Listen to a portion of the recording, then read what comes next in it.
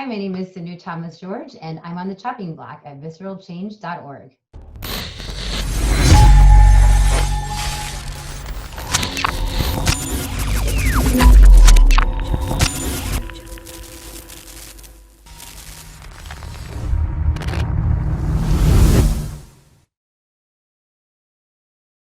Okay, hey, how's everybody doing? We are here back with another episode of the Chopping Block, and today we have the one and only Cindu Thomas-George. Cindu, how are you doing? Good, how are you? I'm doing well. Of course, no, I'm so happy that we were able to get this scheduled and make it happen. Really looking forward to our discussion. There's a lot of DEI trainers and facilitators and consultants and coaches out there, and I think we need to begin sharing more space with one another, and not just, operating in separate entities. And so this is exciting to kind of have this discussion and share some thoughts. So Cindu, you are the founder and principal trainer of Shakti Diversity Training, right? Mm-hmm. You're also a tenured professor of communication studies specifically, right? At the College of Lake County. Yeah. You do a lot. You carry a lot with you. It's super exciting. Yeah. I'm interested though, because, your educational background, right, is in communications. Yeah, intercultural communication is what I specialized in. Intercultural communications is what you specialize in. So why this work? How do you stumble upon DEI? Yeah, so there's a lot of, I would say, overlap and, connection with intercultural communication and DEI, right? Intercultural communication looks at how our cultures influences communication. I studied it from a critical race perspective, and so a lot of DEI practitioners like yourself, have a critical race approach. And so from a really young age, I was like 23 when I had my first gig, and it was under my mentor who I think he was like, oh, I can't do this. And he sent me, to this nonprofit. And I started realizing that I can really make an impact because people, they have to understand how to communicate effectively, right, across cultures. And culture doesn't just mean ethnicity or race, right. Gender, age, generation, all of these different elements of cultural identities. And I realized that it was a huge need. And, I just really worked hard. I knew what I wanted to do from the first year of graduate school. And, I did it a little bit. And then I also was in training. The program that I went to grad school in, they did training with pedagogy. So I actually, shadowed a professor for a semester, taught my own classes before I even graduated.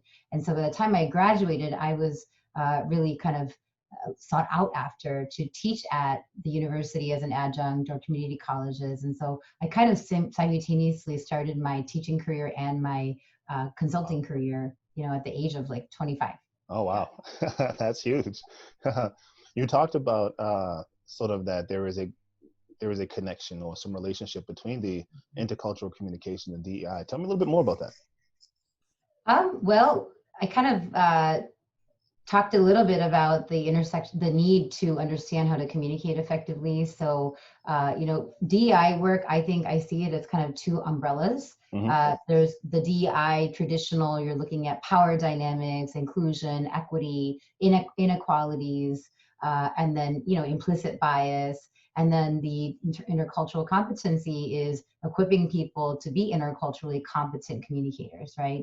Understanding what is culture, what does that mean? Understanding verbal and nonverbal dimensions of culture and communication. And so there are two different, aspects. I bring them together.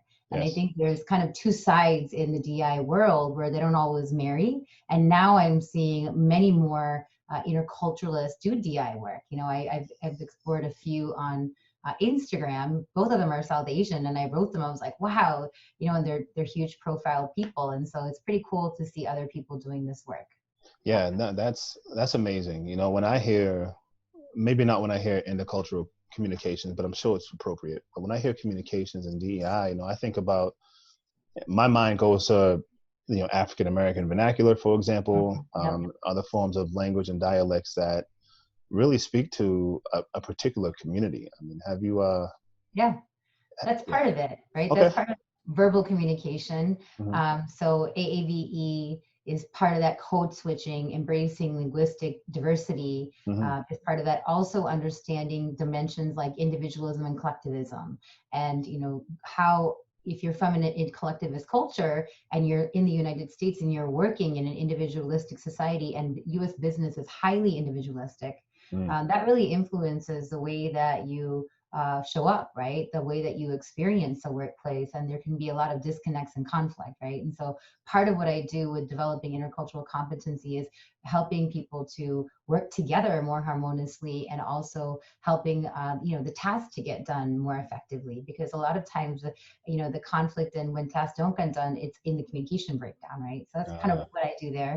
But I always look at power as an underlying, power is really important to acknowledge, right? Power Sure. dynamics. So, but regardless if I'm talking about implicit bias or if I'm talking about nonverbal communication, I always think about power.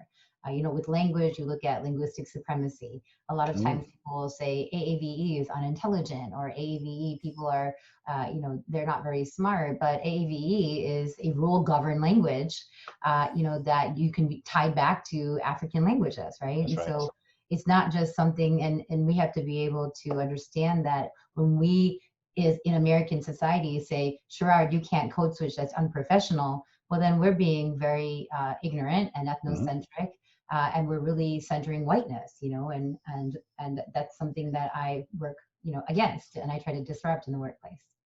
Yeah, for sure. And that's, as you were talking, you're highlighting so many different ways that we are naturally inclined to uh, buy into that Eurocentric philosophy. I remember, James Baldwin, one of his quotes, there's no such thing as a black professional. It's just being as Yeah, white as you can be. Right? And yeah, so it's this idea of whiteness that is at the center that we all are trying to strive for in one way or the other, consciously or unconsciously. So it's, when we yeah. talk about it in language, it's really interesting.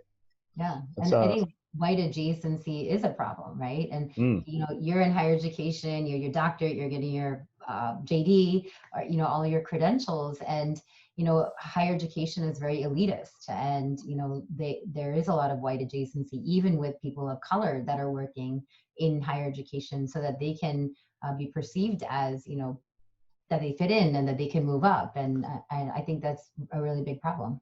yeah, there's no question about it. And that is what people like you and the wonderful work that you do specifically is hoping to address. And you're well on your way. So let's talk a little bit more about you then, Cindu, the person. Uh, you identify as a woman of color, uh, second generation, right? I was born Asian, and raised here. Indian. Yeah. Yeah. South Asian, yeah. South Asian, yeah. And you're the daughter of immigrants as Yep, well. Yeah. yep. Um, how how has that confluence of identities and experiences shaped you to be who you are today? Yeah. So, when I grew up, my parents immigrated here in the early 70s, right after the civil rights movement. And I was raised in an all white community out like 50 minutes outside of Chicago. Okay. And I was raised in the early 80s, right? I'm in my 40s. And it was a really different suburb of Chicago than it is now, right? Sure. And because we were the only family of color, we were the only people of color that were also immigrants. There were a few European immigrants, families. I experienced a lot of racism, literally from the age of 5. Sure.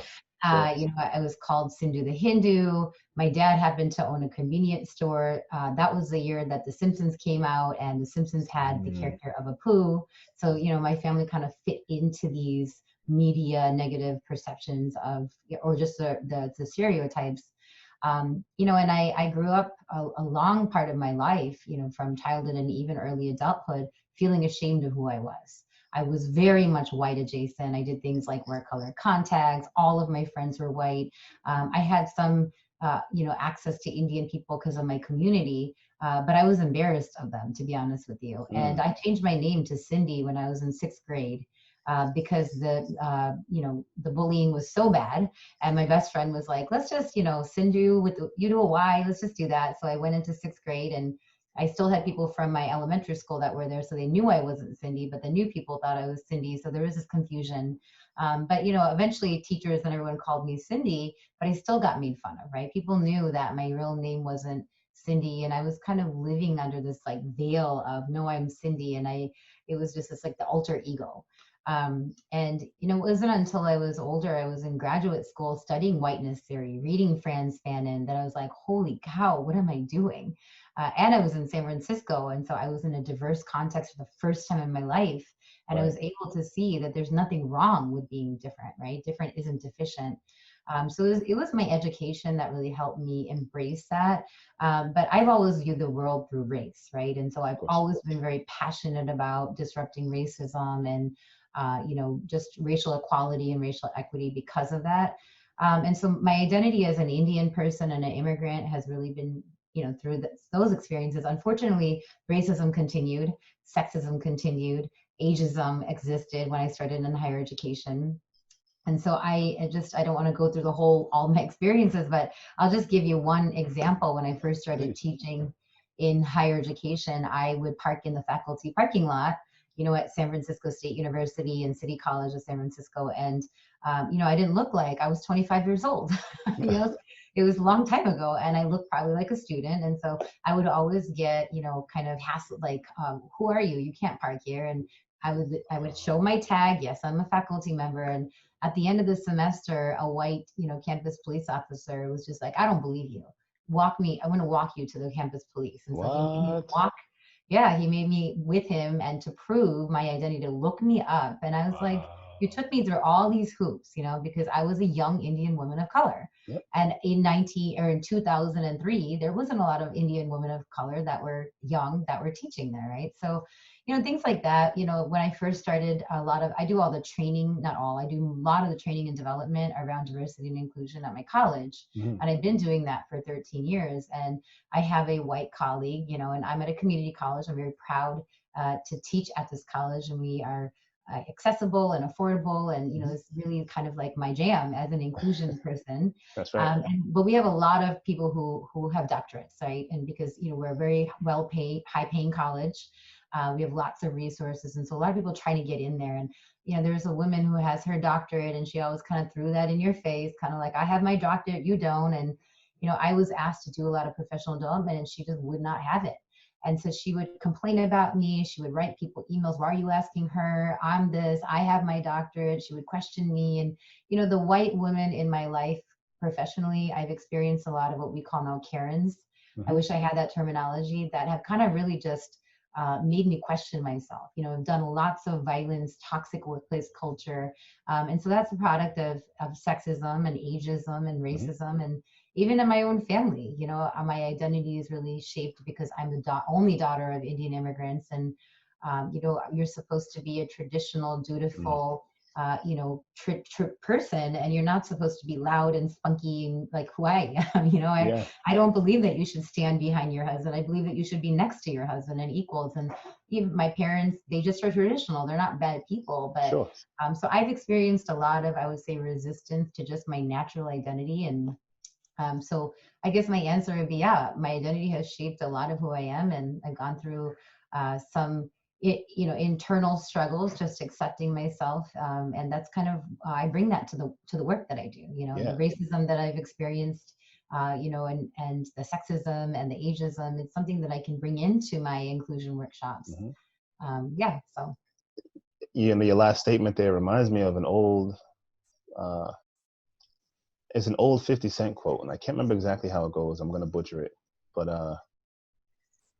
basically what he's saying in short is that, the best gift you can offer to the world is for you to be yourself, right? yeah. Your uniqueness. I mean, because nobody Mhm. else can be that. And it's really as soon as we're able to identify what that is, what that means for us, and channel that we're able to really carve out some true space. And as someone who also comes from higher education, you talked a little bit about the elitism, and I just want to reaffirm that, that's Yeah. real. I mean, you sit on some of these search committees, and well, this person's from this, decent institution, but this one's from a top tier research one, so we should consider them. And Yeah. when that doesn't mean as much as we think it means. I mean, take it from me, and No. you know this as well. So, You can come on, man. have a Harvard PhD and graduate first in your class, and that doesn't mean you have a lot up there. That's right, right, right. Really, and it doesn't mean that you're a good teacher. Yeah, Actually, right, right, right. It's yeah. So I mean, it's I far more learned visible. really quickly to get through that. I think that, like, the elitism is something that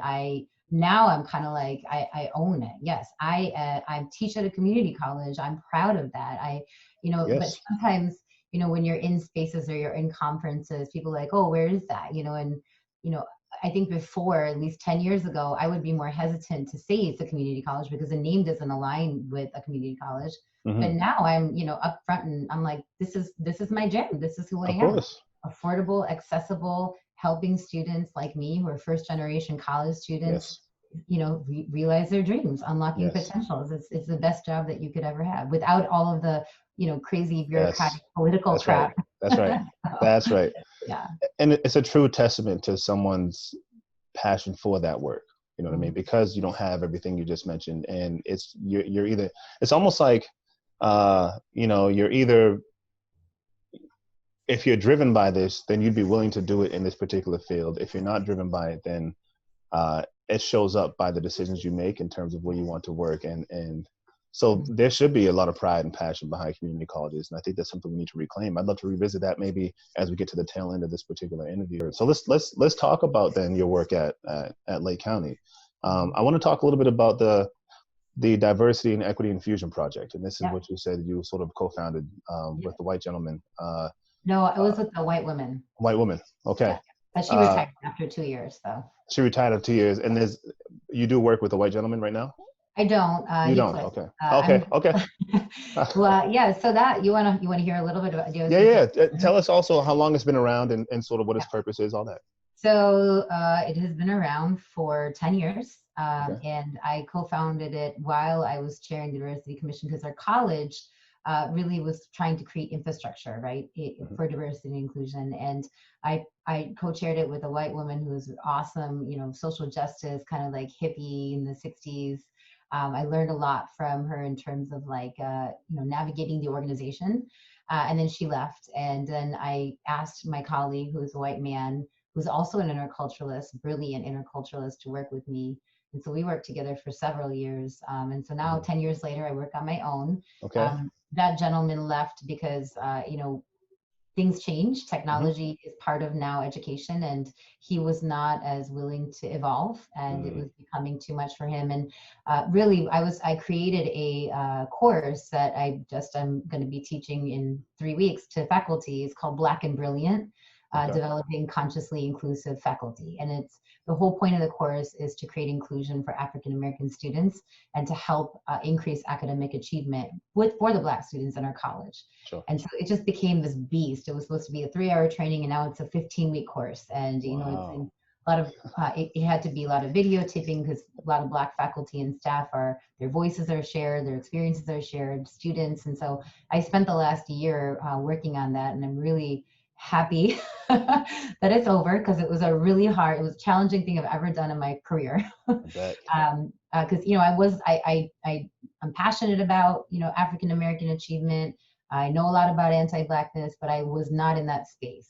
So I had to read the John Lukes, or the hmm Luke Woods, and the Sean Harpers, and hmm all of these awesome people. And so it took a while, but so that's kind of what I do. I train faculty and staff at the college around diversity, equity, inclusion, hmm so that we can better serve the increasingly diverse population at our college. And it's kind of, really much bridges what I do as a consultant. hmm And so similarly, I do that in the workplace, and I work with corporations to nonprofits to help cultivate a environment of inclusion, equity, anti-racism, and intercultural competency. So kind of all ties. My work at the college, it connects with my work at Shakti. And so, how does, with the college, how has it been received, in your opinion? Good. I mean, they keep they let me still do it. Okay, good. I know um, how it is with diversity. Sometimes you'll have people who are not a fan of it, so therefore they're trying to find new and creative ways to shut it down. And then mhm. sometimes you have people that are really on board. So yeah, I mean, I've definitely received some hate email. I've received things like, "I don't believe in race. Stop talking about it." Kind of when Trayvon Martin was murdered, that was a interesting time to do what I was doing, because people are like, Cindu, where's your statement? And I'm like, I'm a faculty member. Where's the statement from our president? You know? Mm, And so I had to represent a lot of, the diversity, and but it was good experience, and I was yeah, happy to do it because I believe in it. And so I would definitely think you're always going to get people who are haters. Haters are mhm, always going to hate, but you had to expect that. And of course. even I was doing a training, helping to disrupt anti-Blackness in a specific workplace just yesterday or 2 days ago. Mhm. I know it received so well, and there was one person. You always have that one Uh, person. And I was talking about microaggressions in the workplace, and so, as someone who talks about anti-Blackness, so that I can encourage people to engage in cross-racial allyship. That's kind of my into talking about disrupting anti-Blackness. I was giving examples, and there was a Black employee who was then reiterating what I was saying, and I pissed this woman off, and she's like, her face is all red, and she's like, I just don't, now I have to be, you made me scared. Like, I love to compliment people's hair, and now because of you I can't. And then mm, she just kind of like ripped me, and I was like, yeah, sorry, this isn't me. You can, California just passed a law against discriminating against hair. Like, this is a real thing. these are the Like, facts, right? These are the yes, legal statutes. yeah, you're going to get haters. And as a teacher, you learn that you get evaluated every semester. I would get like 25 amazing review, and then one person would be like, she's the worst person in the world. And say, That's tough. and you just gotta, it's always one of my deans told me early on is that, if you please everyone, that means that maybe you're not doing a good job, right? Hmm. You always want to have one or two people, because that Hmm. means you're riling things up. So That's right. Especially in this work, you know what I mean? And I don't know if you get this, but I get this sometimes um, as a consultant, where sometimes the organizations we work for want to do the work of mhm, diversity and inclusion, but they want to do it their way, which requires the mhm, least amount of vulnerability and honesty. And mhm. it just can't be done that way. It No, can't I be mean, done it that is way. done. There are people who will say, okay, I won't talk about race. But I don't think you should do that, No, because you can't. you're Right. doing a disservice. Right, you are. And if you really want to get to the heart of maybe what's going on or have these discussions, we need to have them, Mhm. and so, and if you're having them, then chances are you're going to get some of the pushback you're talking about. Yeah. So for sure. But one thing about Lake County that at least I came across, so the assertion I'm making here is Mhm. that the college prides itself on this diversity. Oh, yeah. Um, the Now, research now. now, now We have a new president, so the last 2 years were like an amazing. I love working at this place because it's in alignment with who I am. that's there's really no better feeling than that, because Yeah. then we can negotiate some other stuff. Yeah. It, you know, one thing they pride themselves on is that it seems to be more diverse than sort of the Illinois State Community College system, if you will. Yeah. Yeah. So my research shows that there's a 43% collective minority enrollment, which Hmm. is exciting Yeah. compared to the rest of the state. However, the majority of the college is still 57% white. Yeah. And so my question to you, Cindu, is which statistic, right, that 43% minority Mhm. enrollment or that 57% white, in your opinion, has a bigger impact on the work you do on campus? That's hard to answer. I think that for students, it's definitely the 43% minoritized, right? Because Mm-hmm. all of the programming, the way that I teach my course, I'm thinking about culturally responsive pedagogy. How can I better serve the increasingly diverse student? But for faculty, I think it's helping the white dominant identities understand you can't just do things business as usual, especially for the faculty members who've been there for a while, because now look at our demographics has changed. And when things change, we need to change, right? And Mm-hmm. so I feel like student-wise, it's more towards the minoritized populations, but then the work that I do with faculty and staff is really working with white individuals and helping them to be more inclusive and equity-minded and anti-racist. Yeah. Oh Yeah. yeah, we have I would say in the the college looks. I've been at my college since 2008, this one. And it looks really different. I mean, Mm-hmm. we have a lot of Latinx representation. a huge increase in the last 10 years. We have a growing African American community, and we're in a really interesting, Lake County is very rich and very white on one side, and then North Chicago is not, right? It's, low income, some middle class, but people of color, primarily Black and Latinx communities. So. Yeah. And that's always interesting, the ways in which the community impacts. We could talk about the school demographics, but the way the community impacts not just the work, but also just your lifestyle. I mean, do you find yourself in more spaces of comfort than not in a majority white space, or has that posed to be a little bit of a challenge individually? Well, if you look at faculty member, we're like 70% white or like 80, so it's different. Yeah. When I'm walking in the hallways, I feel, included. I feel like this is my place. But Sure. if you're just in faculty, like the week before the students come back and we're all, faculty only, it's a very predominantly white space. Yeah. Because I grew up in predominantly white spaces, it's something that I'm used to. But I would definitely say that I notice it. I connect with people of color. I have an affinity towards people of color because they get my experiences. So. Right. Yeah. Right. Yeah. And we have a woman of color ERG that I helped to start a couple of years ago, and that helps a lot. I mean, it makes a sense of belonging real, and helps to create it for other people. So yeah, well, those employee resource groups, without them, sometimes labeled as affinity groups, they go a long way. Yep. I've instituted a couple myself over time, and I've seen a lot of benefit from it. I've given it praise when I first was introduced to. So that can be super beneficial, I have to imagine, at a place like Lake County. Yeah. Okay, let's move on to Shakti. The title kind of gives it away, diversity training. But why don't you go ahead and tell us sort of the origins of the consultancy? Give us a little bit about how it came to be and why this name in particular. Yeah. So, like I said, in graduate school, I was working with nonprofits, even when I was first adjuncting. And so I always knew, I told my dad when I was 23, I was like, Dad, I know what I want to do in my life.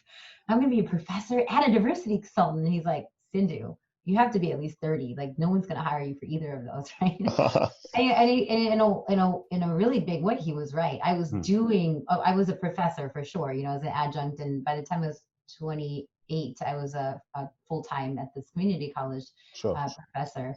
But he was right with consulting, right? No one is going to really take you seriously. And so I was doing it here and there. I moved to Chicago for my job, and then I had a baby. And so that kind of took a break, right? The consultants. I started it when I was in California at 25, 24.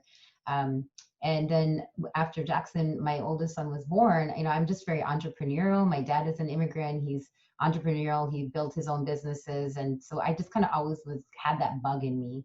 And so I started to inquire about what do I need to do. I created a website. I just took all the motions.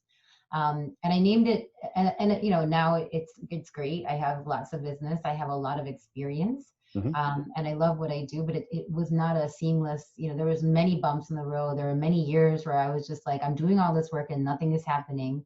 But again, this is what I wanted to do from a young age. So I just kept the course, right? So I believed in what I did, and I didn't really have any mentors. I just kind of looked at other people's careers and did it. And somehow it worked out. I named it Shakti because Shakti in my native language of Malayalam, and I originate from Kerala, India. So we're called Malayalis, and our language is Malayalam. It means strength and courage. And I realized early on that you need to have strength and courage, and especially me. I was talking about like white privilege, before white privilege was a thing, in classrooms and business contexts and racism. And so you really need to have strength and courage to do that, to look in the mirror, to get to know who you are, to see your blind spots, and also to have these conversations. And so that's a little bit about how the name came in. And so.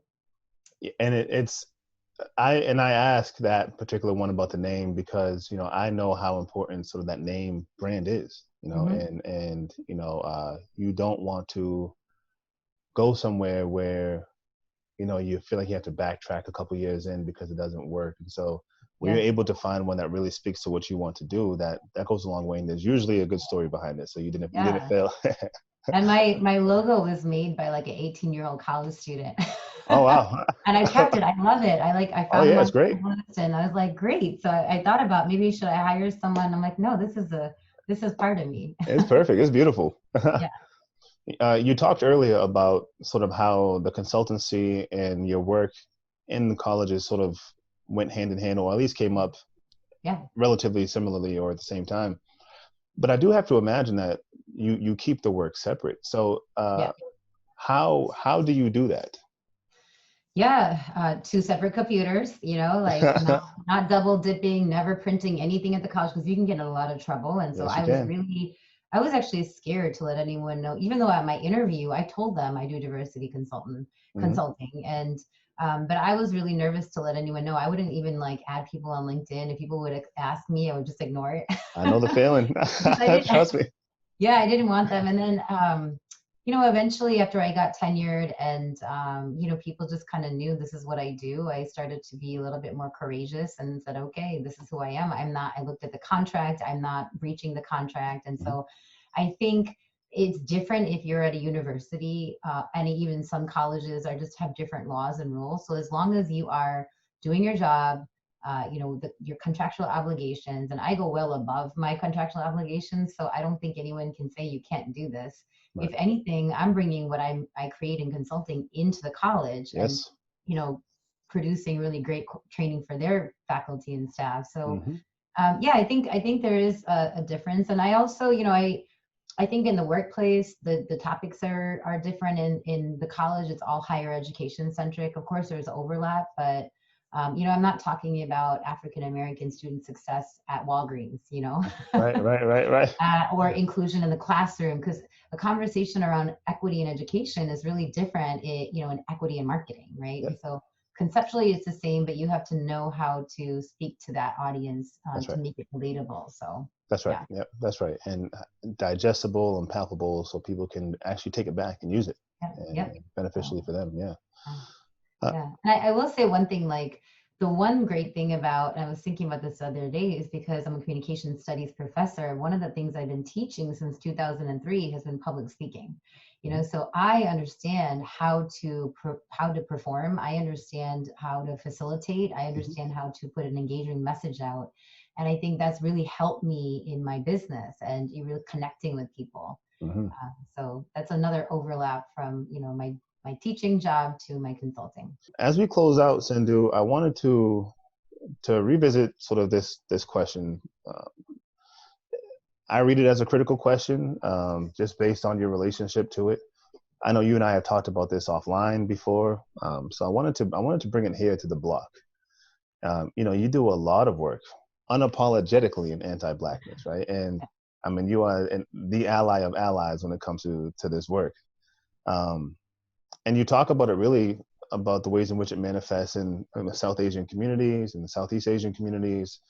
Um, so much so that I in fact remember being on the periphery of a little riff, right, a little discussion between you Yeah. and another woman who she was essentially arguing that you were somewhat if you will batting for the other team.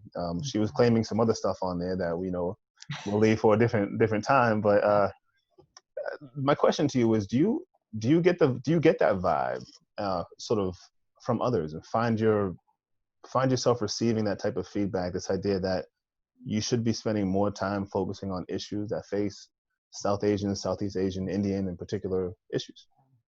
Yeah, I would say I have, and I would say just being not a black, not a white person in spaces that are invested in, disrupting racism in general, racial equality, racial justice.